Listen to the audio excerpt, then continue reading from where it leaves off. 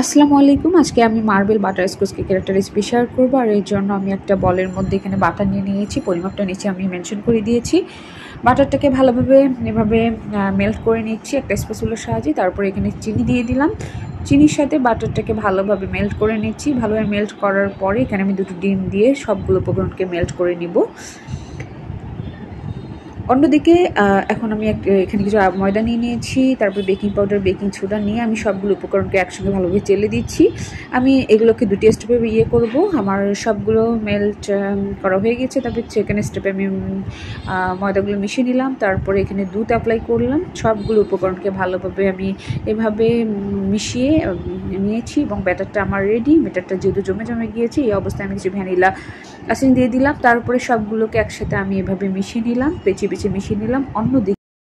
অন্যদিকে একটা বাটির মধ্যে আমি 1/3 ব্যাটার নিয়ে নিয়েছি। আর এখানে আমি কোকো পাউডার দিলাম, আর কোকো পাউডারের সঙ্গে ব্যাটারটাকে ভালোভাবে মিশিয়ে নিলাম। মিশিয়ে নেওয়ার পরে আমার এই কালারটা এসেছে। এরপরে আমি এটাকে সাইডে রেখে দিলাম। অন্যদিকে আমি একটা 6 ইঞ্চি বাটি নিয়ে নিয়েছি। আর এখানে আমি কিছু তেল ব্রাশ করে দিলাম। তারপরে এখানে একটা বেকিং পেপার দিয়ে উপরে তেল ব্রাশ করে দিলাম। এখন আমি এখানে ব্যাটারগুলো ঢেলে দিব। আমি অর্ধেক ব্যাটার এখানে ঢেলে দিয়েছি।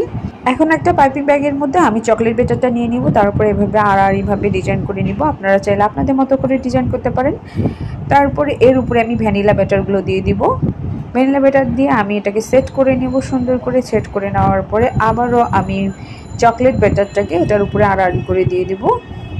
এটা আমি এই ডিজাইনটা অ্যাপ্লাই করেছি কারণ এটা খুব ইজি। আপনারা আপনাদের মতো করে ডিজাইন করে নেবেন।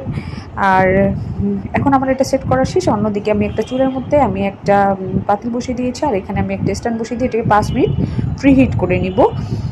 5 মিনিট প্রিহিট করার পরে আমি ব্যাটারটাকে এখানে বসিয়ে দিব। তারপরে 25 থেকে 35 মিনিট এটাকে আমি বেক করব। আপনারা ওভেনে এটাকে 160 ডিগ্রিতে বেক করতে পারেন।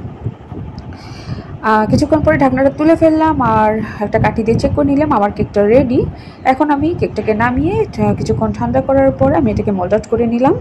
মোল্ড আউট করার হয়ে গেল। আর মোল্ড আউট করার পরে আমার কেকের ডিজাইনটা এত সুন্দর এসেছে। এটা দেখতে যেমন সুন্দর, এটা খেতেও অনেক বেশি টেস্টি।